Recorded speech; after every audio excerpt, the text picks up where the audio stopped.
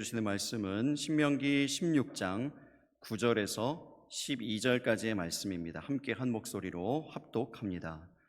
일곱 주를 셀지니 곡식의 낫을 대는 첫날부터 일곱 주를 세어 내 하나님 여호와 앞에 칠칠절을 지키되 내 하나님 여호와께서 내게 복을 주신 대로 내 힘을 헤아려 자원하는 예물을 드리고 너와 내 자녀와 노비와 내 성중에 있는 레위인과 및 너희 중에 있는 객과 고아와 과부가 함께 내 하나님 여호와께서 자기의 이름을 두시려고 택하신 곳에서 내 하나님 여호와 앞에서 즐거워할지니라.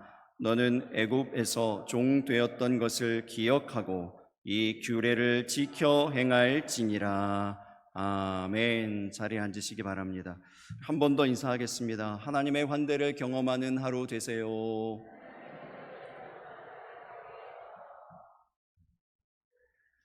땅에 대해 쓰시오.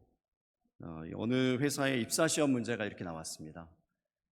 여러분이라면 이 문제의 답을 어떻게 쓰시겠습니까? 대부분의 응시자들이 부동산 문제로 여기고 이 부동산의 어떤 시장의 전망, 대책, 투자 이런 이제 글들을 써내려가기 시작했습니다.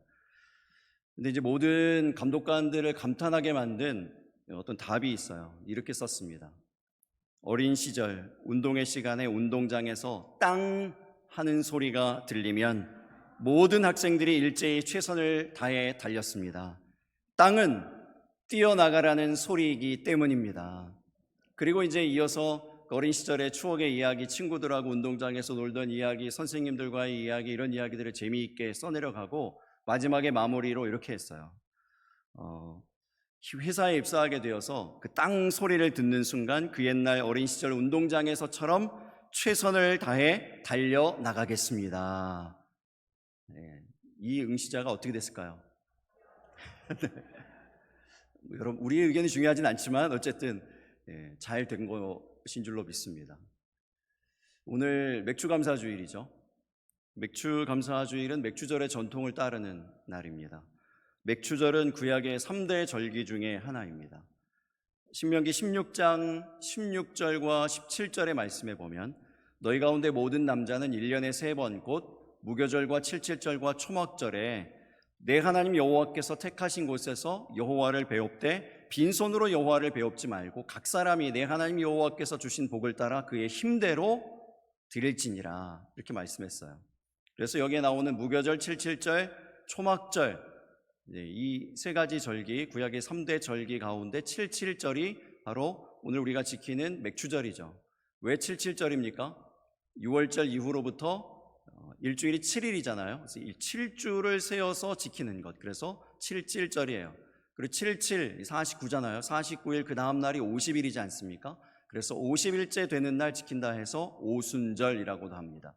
이게 다 같은 날입니다. 맥주절, 칠칠절, 오순절 다 같은 날이에요.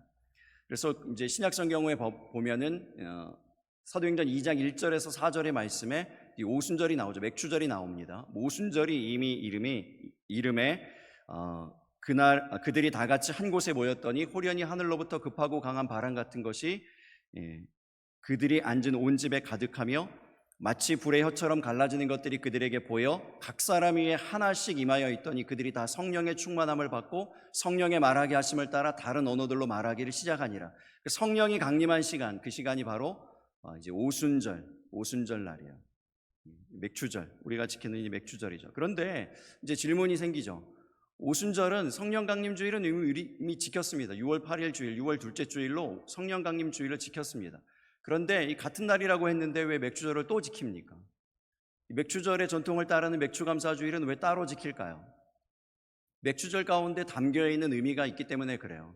이 맥주절은 그 상반기라고 할 수 있는 1년 농사의 절반을 마치고 나서, 이 보리 농사를 마치고 나서 드리는 이 절기, 지키는 절기이기 때문에 그렇습니다. 남은 이제 밀농사와 과일 농사를 앞두고 하나님 앞에 이제 제사를 드리는 이 절기를 지키는 이제 그날이 맥주절이에요. 이제 그 의미가 있기 때문에 이제 한국교회, 우리 현대교회는 이 맥주절의 전통을 따라서 맥주감사주일을 하반기의 첫 주일인 7월 첫 주일로 지켜서 하나님 앞에 예배하는 것입니다. 말하자면 하반기에 땅 소리가 나는 것이죠. 이 예배를 통해서 땅 소리를 듣고 우리 하나님이 주시는 힘과 능력을 가지고 이 하반기를 힘차게 주님을 향하여서 하반기 향해서 힘차게 달려나가시는 저와 여러분이 되시기를 예수님의 이름으로 축복합니다. 어떻게 이 하반기에 남은 삶을 살아야 될까요? 하나님께서 이 하반기의 이 첫날을 어떻게 보내라고 말씀하고 계시는지, 그것이 이제 오늘 본문 신명기 16장 9절에서 12절 사이에 있다, 이런 생각이 들어요. 그래서 이 말씀을 통해서 우리 함께 생각해 보도록 하겠습니다. 첫 번째, 이 맥주절은 드리는 날입니다. 드리는 날이에요. 여러분, 신앙은 드리는 겁니다. 신앙은 기도를 드리고 예배를 드리고 예물을 드리고 헌신을 드리고 하나님 앞에 드리는 것이 우리의 신앙인 줄 믿으시기 바랍니다. 그런데 이 신앙생활을 계속하면서 어떤 타성에 젖고 어떤 영향을 계속 받으면서 세상의 영향을 받건 내 마음의 영향을 받던 누구에게 영향을 받던지 자꾸 이렇게 변질되어지는 것이 뭐냐면, 드리는 게 신앙인데 자꾸 받으려고 그래요. 우리가 자꾸 받으려고 그럽니다. 못 받으면 삐지고 서운하고 섭섭하고 이런 마음들이 자꾸 생겨요. 그래서 이 중간 지점인 상반기와 하반기의 중간 지점에 우리가 점검해야 될 것은 뭐냐면, 신앙은 드리는 것이다. 하나님께 영광 올려드리고자 하는 바른 방향으로 돌아서는 오늘이 되시기를 예수님의 이름으로 축복합니다. 예수님께서 이 땅 가운데 오셨는데 영광을 받으시러 오셨나요? 아니면 모든 것을, 온몸이라도, 그 삶이라도, 모든 생명이라도 내어 주시려고 오셨습니까? 예수님을 따라가는 것이 우리의 신앙 아니겠습니까? 예수님을 폿대로 삼는 것이 우리의 믿음 아니겠습니까? 드리는 신앙으로 바꿔야 돼요. 그런데 그냥 맹목적으로 드리는 게 아니에요. 무조건 드리라고 명령하셨으니까 그냥 따라가는 것이 신앙이 아니고, 하나님은요, 너무 친절하게도 어떻게 드릴 수 있는가, 왜 우리가 드려야 되는가에 대해서도 설명하십니다. 그것이 오늘 본문 9절과 10절에 나와 있습니다. 우리 한번 다시 같이 읽어보겠습니다. 시작.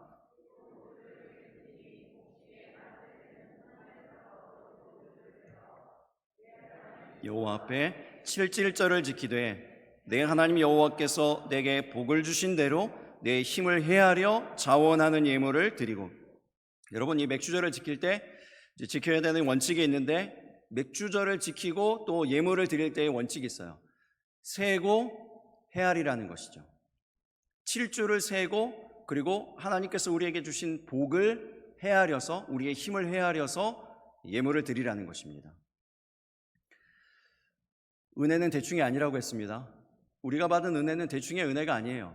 우리 하나님께서 우리의 죄를 용서해 주셨을 때 그냥 죄를 봐서 넘어가 주신 것이 아닙니다. 대충 그냥 이렇게 넘어가 주신 것이 은혜가 아니에요. 우리의 모든 죄의 값을 정확하게 십자가에서 대신 치러주신 것을 믿으시기 바랍니다. 그것이 저와 여러분이 받은 대속의 은혜잖아요. 정확하게 받은 그 은혜예요. 그러니까 우리가 이제 이 하나님 앞에 드리는 것들도 이렇게 세고 헤아려 보라는 것이죠. 정확하게 드리는 것입니다. 오늘 본문 말씀에 있는 신명기 안에 가나안 땅의 7가지 주요 농산물이 소개되고 있습니다. 이제 곡물 2가지하고 과일 5가지가 나오는데, 곡물은 밀과 보리이고 과일은 포도, 무화과, 석류, 올리브, 대추, 야자, 이런 것들입니다. 신명기를 쭉 읽어보시면 이런 7가지의 농작물이 나오는데, 이제 보리를 제외한 6가지의 이 농산물들에게 있어서 굉장히 중요한 시기가 바로 6월절부터 이 맥주절까지의 7주간이에요. 7주간이요. 이 7주간 동안이 중요한데, 이 7주간 동안 이 가나안 땅에 불어오는 2종류의 바람이 있습니다. 하나는 비구름을 동반한 북서풍이 불어오고, 또한 이 사막의 뜨거운 바람인 남동풍이 불어옵니다. 이 두 바람이 교차해요. 그런데 밀농사에게 필요한 것은 이 북서풍이라고 그래요. 비구름을 동반한 북서풍이요. 근데 이 비구름을 동반했다 그랬잖아요. 비구름이 이렇게 비가 쏟아지면은 어떤 농사가 좋지 않을까요? 과일 농사가 망치는 거예요. 과일 농사가 망칩니다. 그래서 이 남동풍이 좀 불어야지 이 과일 농사가 잘 되는 것이죠. 근데 이게 두 바람이 교차해서 부는 시기예요. 7주간이. 그러니까 이게 참 어떤 바람이 많은 불고 또 이렇게 막 어떻게 되는가에 따라서, 이 바람에 따라서, 이 날씨에 따라서, 전적으로 이 날씨에 따라서 농사가 결정되어지는 시기이죠. 가장 이상적인 것은 7주간 중에 첫 번째 주간만 북서풍이 불고 나머지 6주간은 남동풍이 지속적으로 불어오면 밀농사도 과일 농사도 다 풍년이랍니다. 하나님께서 정확하게 정확한 타이밍에 북서풍을 불어오게 하시고 그 북서풍이 그치고 남동풍이 6주 동안 끊어지지 않고 불어오게 하신 것을 믿으시기 바랍니다. 이것을 세는 거예요. 7주로 그냥 숫자를 보내고 세월을 보내고 이렇게 하는 것이 아니고요. 그 7주 한 주 한 주 하나님께서 불어오게 하시는 그 바람을 보면서 그 복을 헤아리는 거죠. 세는 것이죠. 그러니 이것을 생각해 볼 때 하나님 정말 정확하신 하나님이시구나. 하나님의 타이밍은 정말 정확하구나. 이런 것들을 감사하고 이런 것들에 감격하여서 드리는 예물, 이것이 자원하는 예물이에요. 자원하는 예물. 자발적으로 감사한 마음으로 드리는 예물을 드리는 그 절기가 바로 이 맥추절입니다. 지난주 7월 4일이 저희 장인어른의 기일이었습니다. 2022년 7월 4일에 소천하셨거든요. 저희가 16년 미국에 살다가 2022년 5월에 한국에 들어왔습니다. 그러니까 처음에 뵐 때만 해도 아버님이 굉장히 건강하셨어요. 병을 앓다가 이렇게 돌아가신 게 아니고요. 너무 건강하시고 정정하셨습니다. 저희가 정말 오래간만에 뵀잖아요. 그동안 못다한 효도한다고 뵐 때마다 맛있는 음식도 이렇게 대접하고 사드리고 이제 고기 이런 거 사드리고 그러면 청년처럼 정말 잘 드셨어요. 저희가 이렇게 대접한다고 하셔서 그런지 굉장히 잘 드시고 굉장히 정정하셨거든요. 근데 어느 날 쓰러지시고 못 일어나셨습니다. 장례를 이렇게 3년 전에 치르면서 무엇보다도 감사한 제목이 바로 이 맥추절의 감사예요. 맥추절의 감사. 저희가 그때 그 타이밍에 한국에 나오지 않았더라면 아버님의 건강한 그 모습을, 마지막 모습을 영영 보지 못했을 것 아닙니까? 그때 소식을 들었어라도 또 거리가 있고 시간차가 있으니까 장례에 맞춰서 들어오기도 어려웠을 거예요. 그런데 하나님께서 그때쯤에 한국에 나가라는 강한 감동을 주십니다. 상황으로 보면은 들려오는 이야기나 이제 소식이나가 아프셨으면은 이제 이게 좀 이렇게 그런 이야기를 듣고 미리 대비해서라도 들어갈 수 있는데 전혀 그런 것이 아니고 건강하셨고, 그리고 그 외에 어떤 상황이나 이런 것들이 하나도 없었습니다. 한국에 들어올 만한 그런 일이 하나도 없었어요. 그런데 이상하게 눈을 감고 기도하면 하나님께서 계속 한국에 가라, 한국에 나가야 된다. 눈을 뜨면 아무런 상황이 아니에요. 눈을 감으면 하나님께서 계속 한국에 가야 된다, 한국에 나가야 된다. 강한 감동을 주셨습니다. 그래서 어쩔 수 없이 이제 그 감동에 이끌려서 하나님의 음성이라고 믿고 한국에 나왔습니다. 그래서 건강한 아버님과의 마지막 시간을 보낼 수가 있었고, 자랑스러워하시던 목사 사위가 아버님의 장례를 집례할 수 있었습니다. 세어보고 헤아려 보실 수 있기를 바라요. 하나님의 정확한 타이밍에 은혜가 있습니다. 여러분, 상반기를 돌아보세요. 상반기를 돌아볼 수 있는 시간이 아직 없으셨다면 그 시간을 꼭 가지실 수 있기를 바랍니다. 묵상하면서 하나님께서 내게 어떤 은혜를 베풀어 주셨는가, 어떻게 인도하여 주셨는가, 이것들을 곰곰이 생각해 보시기를 바라요. 돌이켜 보시기를 바랍니다. 그리고 그 발견한 은혜를 가지고 하나님 앞에 영광 올려드리는 것, 이것이 신앙의 모습이에요. 맥주절의 명령입니다. 자원하는 예물을 가지고 하나님 앞에 영광 올려드리는, 그래서 이 드리는 신앙으로 바꾸어지는, 자꾸 받으려고만 하고 자꾸 누리려고만 하고 내 유익이 무엇인가, 내가 얻은 것은 무엇인가, 이런 것들만 자꾸 생각하는 그런 마음 가운데서 돌이켜서 하나님 앞에 더 많은 것을 드리고 더 많은 영광을 올려드릴 수 있는 그 마음으로 바꾸어지는 그러한 저와 여러분의 신앙이 되시기를 예수님의 이름으로 축복합니다. 두 번째 맥주절은 즐거워하는 날입니다. 11절 말씀을 우리 다시 한번 읽어보겠습니다. 본문 11절입니다. 같이 읽습니다. 너와 내 자녀와 노비와 내 성중에 있는 레위인과 및 너희 중에 있는 객과 고아와 과부가 함께 내 하나님 여호와께서 자기의 이름을 두시려고 택하신 곳에서 내 하나님 여호와 앞에서 즐거워할지니라. 여러분, 이것도 마찬가지예요. 우리의 신앙이 자꾸만 이렇게 즐거워야 되는데, 기뻐해야 되는데, 기쁨으로 충만해야 되는데, 성령의 열매 가운데 두 번째가 희락 아닙니까? 이 성령 받은 성령의 사람들이라면 마땅히 기뻐하고 즐거워하고 기뻐해야 되는데, 이게 그러지 않아요. 자꾸 우울해지고 어두워지고 힘들어지고 요즘 더워가지고 그런지 창문들을 집집마다 이렇게 아파트마다 열어놓잖아요. 아침에 산책을 하는데 창문들이 다 열려 있어서 그런지 그 안에서, 집 안에서 나는 소리들이 들려오는데, 아침에 참 희한하게도 이제 기도가 나왔어요. 그 집을 위해서. 근데 이런 얘기가, 아이고 아야, 그리고 이제 좀 있다가 이게 무슨 일이지 이렇게 조용히 하고 아이고 뭐 무슨 사연인지는 모르겠어요. 근데 아무튼 그 안에서 뭐 그런 막 이제 비명 소리가 들리고 뭐 아무튼 그런 소리들이 막 들리는 거예요. 삶이 힘들어요. 더워서 그런지. 정혁찬수 집사님 머리를 짧게 잘라 오셨는데 왜 이렇게 머리가 짧으세요? 그러니까 군대 정신이 아니면 살아갈 수가 없습니다. 이런 세상이에요. 너무 혹독해요. 너무 힘들어요. 너무 힘들어요. 그러니까 이게 이렇게 이제 신앙의 힘으로 즐겁고 기쁘고 감사하고 우리가 얼굴 전도지 되어서 이렇게 복음을 증거하고 살아야 되는데 그러지 못하고 힘듭니다. 이게 그래서 이게 중간 점검하는 시간이에요. 오늘이 즐거워야 된다고요. 즐거워야 된다. 즐거움은 하나님의 명령입니다. 기뻐하라, 기뻐하라, 기뻐하라 말씀하셨잖아요. 하나님의 명령, 그냥 하나님의 명령은 명령만 주어진 것이 아니고 어떻게 기뻐할 수 있는지 방법도 주어져 있어요. 그것이 이제 오늘 우리가 함께 읽은 11절에 있습니다. 그 방법이 뭐라고요? 어떻게 하면 된다고요? 함께 즐거워하면 된다고요. 함께 즐거워하면. 근데 누구와 어떤 사람들과 함께 즐거워해야 되는지를 보면은요, 이렇게 돼 있어요. 너와 내 자녀와 이렇게 돼 있어요. 너와가 제일 먼저 나오죠? 여러분 이걸 잊지 마세요. 너와가 제일 먼저 나와요. 우리가 즐거워요. 먼저 우리가 즐거워해야 돼요. 우리 안에 즐거움이 있게 되기를 예수님의 이름으로 축복합니다. 우리가 다른 사람들을 섬기고 다른 사람 즐겁게 해준다고 하면서 나는 안 즐거운 이런 분들이 있어요. 인상 팍 쓰고 주보를 나눠주는데 인상 팍 쓰고 막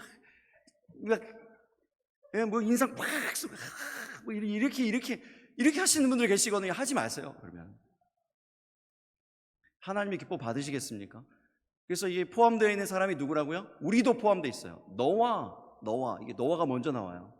그리고 이제 하나님 말씀하신 방법이 그 다음에 나오죠.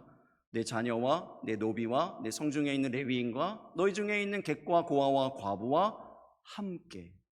그래서 이 사람들과 함께 하면 즐거움이 있다는 거예요. 하나님 앞에서 즐겁게 되어진다는 것입니다. 이것이 하나님의 방법이에요. 하나님의 원리입니다. 하나님 나라의 법칙임을 믿으시기 바랍니다.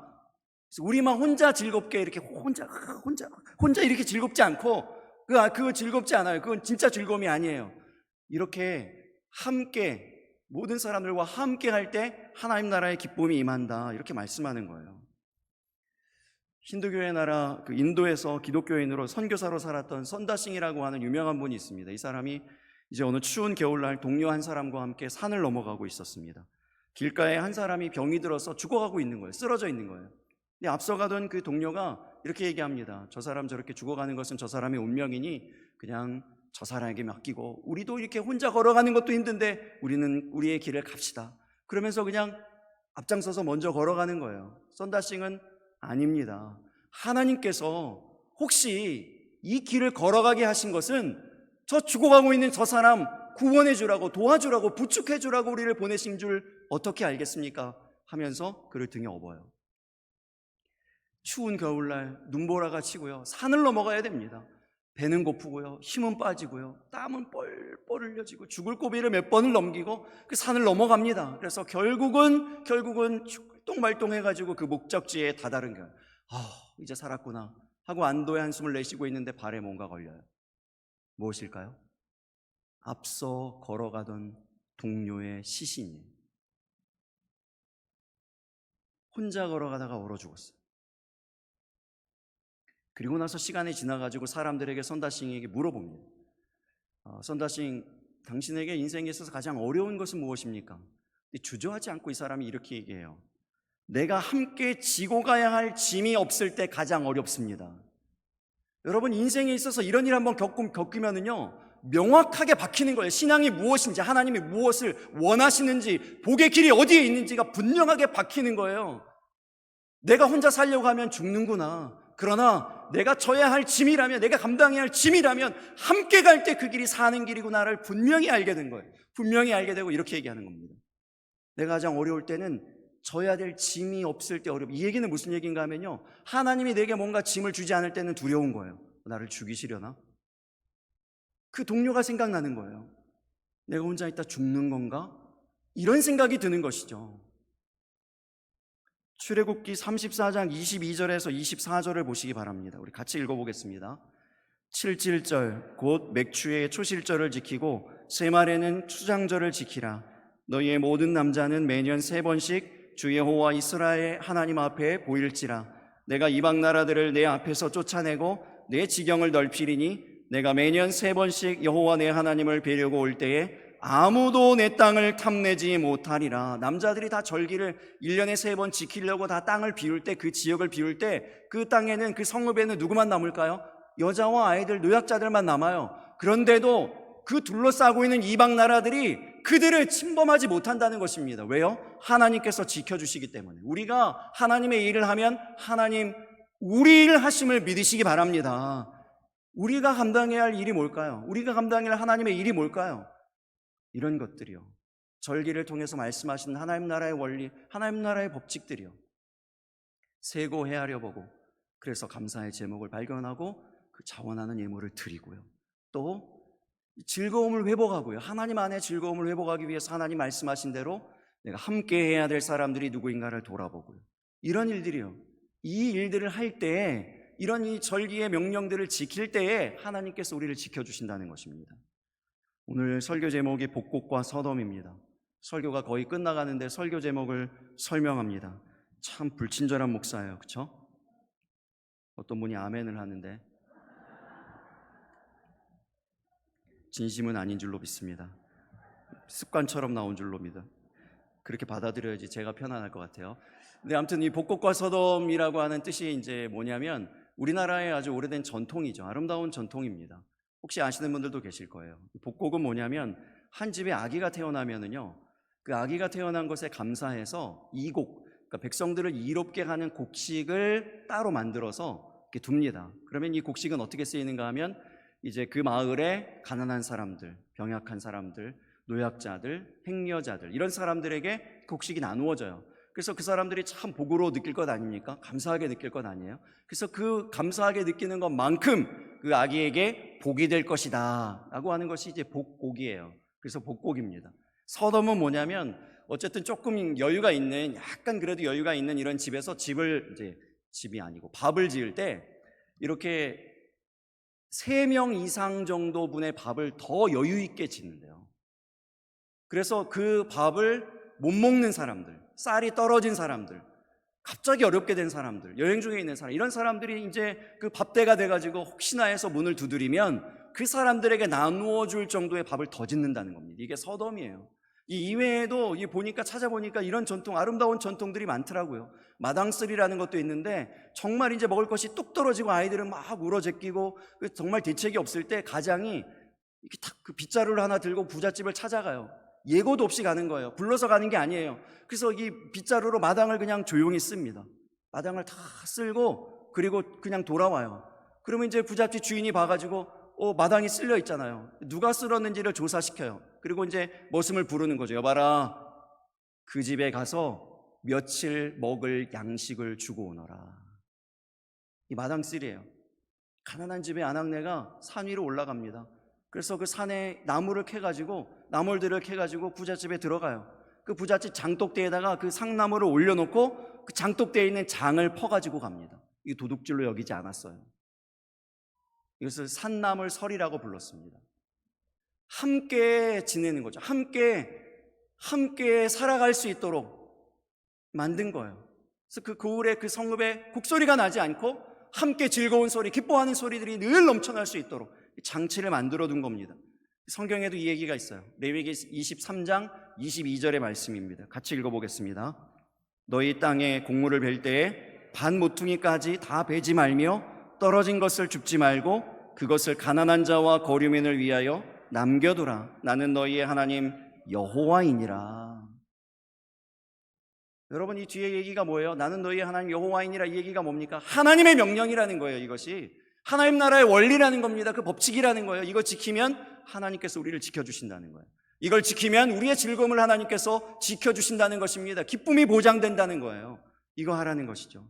지난주에 우리가 받은 복을 우리 더테이블 교회에 이렇게 나누는 이제 시간이 있었잖아요. 함께 즐거워하는 시간이 있었잖아요. 이 더테이블 교회의 간증 여러분 그 장승리 목사님 통해서 들었죠.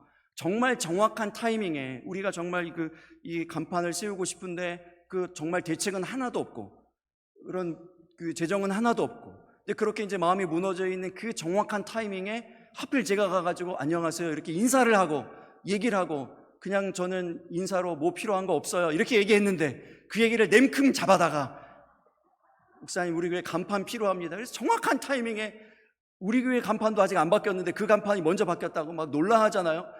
그래서 뭐 이렇게 정확한 타이밍에 이루어진 이거, 그러면서 함께 예배하고 그랬는데 그 예배에 정말 감동한 분이 있어요. 그래서 막 눈물로 예배하셨대요. 예배의 자리에 함께 있지는 않았는데요, 온라인으로 유튜브로 그 예배를 지켜보셨던 그 장승리 목사님의 부모님들이 참 그 공교롭게도 몰랐는데요, 제가 전에 있었던 부평제일교회 장로님 권사님이세요. 그래가지고 너무 감사하니까 어떻게 그 감사를 어떻게 갚을 길이 없어요 목사님, 그러면서 그 장로님 권사님이 그 식사하시도록 장승리 목사님에게 이제 식사비를 보내주셔서 지난주에 이제 저희가 만나가지고 이렇게 식사를 하고, 이거 식사 다음이에요. 예, 식사 이거 먹은 게 아니에요. 이거 먹은 게 아니고 식사를 맛있게 했는데 너무 맛있어가지고 그때 사진을 못 찍었고 그 다음에 이제 차 마실 때 찍은 거예요. 사진 못 찍었다 그러면서 찍었어요.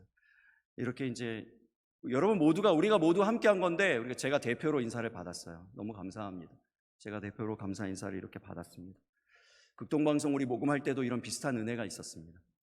우리가 모은 헌금이 이렇게 끝자리가 딱 떨어지는 헌금이 아니었어요. 보통은 이렇게 이제 딱 뭐 뒤에 끝자리를 맞춰가지고 헌금 맞춰서 이제 가져가는데 뒤에가 27만 원이 딱 부족한 어떤 딱 금액이 된 거예요. 그래서 요거 27만 원을 맞추면 어떤 장비 하나는 우리 교회에서 딱 이름을 붙이고 우리 교회에서 했다라는 이름을 붙이고 할 수 있겠구나, 이런 생각이 있어요. 근데 이상하게 그때는 이제 이거를 재정으로 안 메꾸고 싶고, 분명히 이제 뭐 재정부에 말씀드리면 27만 원 메꾸어 주셨을 텐데 그냥 있는 그대로 모아진 헌금 그냥 그대로 가지고 가고 싶더라고요. 그래서 이제 그냥 그거를 가지고 갔어요. 그리고 가면서 드는 생각이 뭐냐면 방송할 때 이거를 채워야 되겠다, 이 금액을 채워야 되겠다, 이런 생각이 들었어요. 그래서 방송 들으신 분들은 아시겠지만 제가 옥동중앙교회 성도님들에게만 요청드렸어요. 옥동중앙교회 성도님들만 들으세요. 이거 27만 원 지금 부족한 딱 요 금액입니다. 우리 교회 이름으로 요 장비 하나, 고가의 장비 하나 하고 싶은데 옥동중앙교회 성도님들만 들으시고 요거 헌금해 주세요, 이렇게 방송을 했거든요, 방송 시간에. 그런데 놀라운 일이 일어났어요. 그렇게 멘트를 하고 났는데 곧바로 탁 문자가 오는데 27만 원 헌금합니다 하고 문자가 딱 왔어요. 그런데 우리 교회 성도가 아니에요. 문자 내용이 이렇게 돼 있어요. 우리는 울산 축복교회라는 작은 개척교회입니다. 가능하다면, 혹시 괜찮으시다면 옥동중앙교회의 그 헌신에 함께 동참할 수 있을까요? 그 얘기를, 그 문자를 본 그 방송에 이제 안에 있던 사람들이 다 전율을 느꼈어요. 이게 하나님의 계획이십니다. 하나님의 인도하십니다.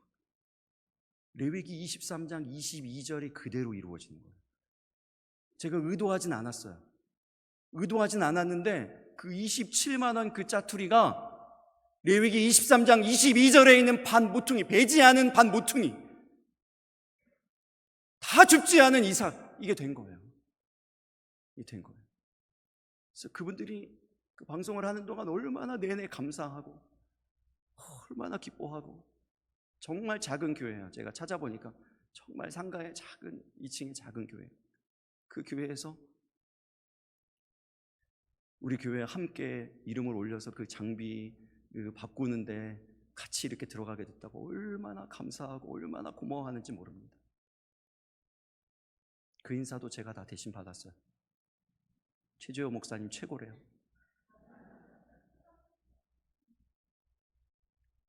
여러분, 오늘로부터 시작되는 하반기에도 이런 이 말씀 그대로 이루어지는 은혜에 우리 모두 함께 하실 수 있기를 바랍니다.